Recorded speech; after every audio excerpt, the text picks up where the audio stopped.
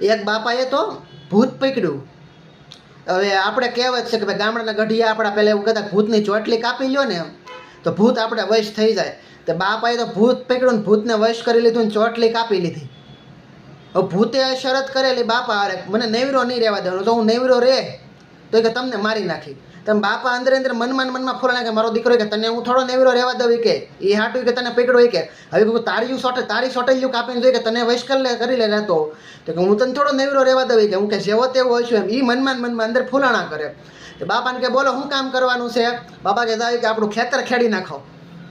ઓલો ભૂત ગયો આવ્યું ભેગું 1 મિનિટમાં પાછું આવ્યું 60 સેકન્ડમાં. એ કે કેમ પાછો આવ્યો? કે ખેતી ખેડાઈ ગઈ કે થઈ ગઈ વાવણી કે એ થઈ ગયું બધું કરી લીધું. પછી બાબા કે કાંઈ નહીં કે જાય કે આખા ગામનું ખેતર ખેડી નાખો.